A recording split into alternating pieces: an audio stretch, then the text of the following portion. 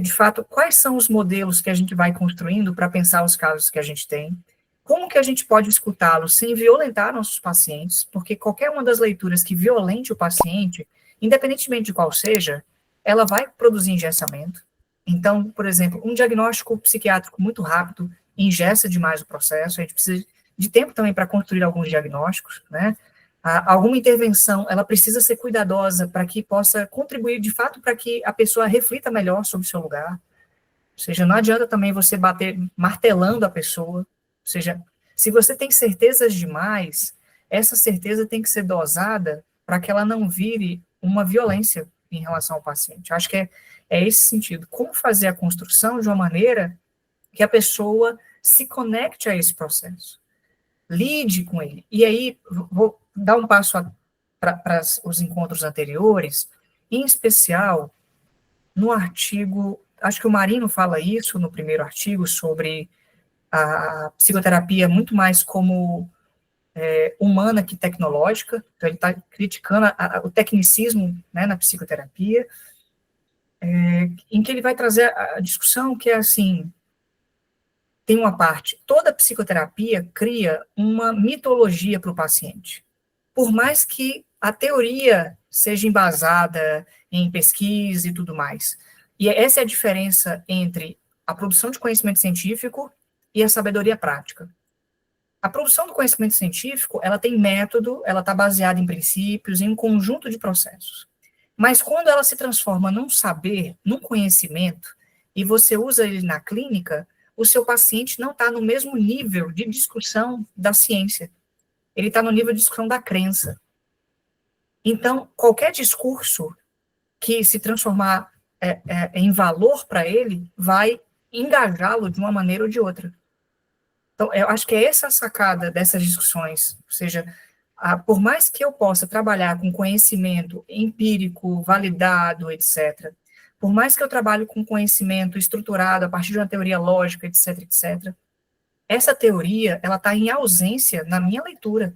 Quando eu trabalho com o paciente, eu estou trabalhando no nível da crença, dos valores, dos princípios, das contradições, das confusões, não no nível do saber científico, é no nível do saber do senso comum.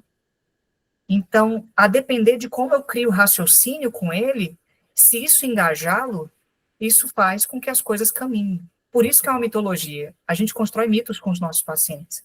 E essa mitologia, se a gente trabalha com ela de uma forma muito rígida, a gente não dá uma folga para que essa pessoa, inclusive, se reposicione e para que a gente também reposicione.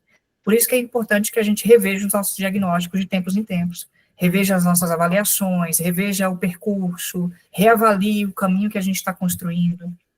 Né? É isso que eu acho que vai garantir. Não é, tipo, qual que seria a forma certa.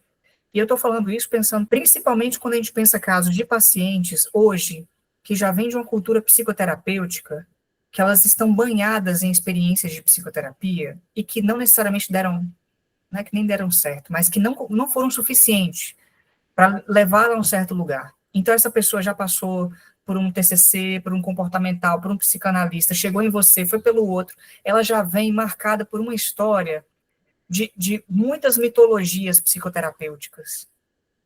E aí, como que a gente vai acolher essa pessoa? Como a gente vai acolher a pessoa que chega com um autodiagnóstico equivocado das redes sociais, presa nele como crença, né, como discurso do mestre, falando lacanianamente, né, se transforma no discurso do mestre. É isso, eu sou isso e pronto. Por mais que ela possa acertar, né, por mais que ela possa, de fato, na nossa avaliação, ter encontrado um ponto correto, né, próximo, né, ainda assim é preciso ter cuidado por conta do que a gente discutiu nos outros encontros, que é assim, o Ian Hacking fala isso, filósofo que discute medicina e tal, e as psicodisciplinas. É nesse texto da Sarah Marx, né, que a gente está lendo. A gente trabalha com objetos interativos, por mais que eles possam ter uma cara de objeto natural. Né? Assim, as ciências naturais dão a base, acho que é isso, a gente tem toda essa discussão que valida algumas formas de pensar, mas ainda assim, no senso comum, no cotidiano, na sabedoria prática das intervenções, esses objetos são interativos, né? Ou seja, eles mudam, eles renomeiam, a pessoa faz a avaliação e tem um diagnóstico, e esse diagnóstico começa a reinterpretar toda a vida dela, essa reinterpretação é o objeto interativo. A gente não faz isso quando a gente pensa em câncer, gripe, enxaqueca, a gente não pensa. Mas quando a gente fala de TDAH, quando a gente fala de borderline, de autismo, de histeria, de psicose, do que for, né?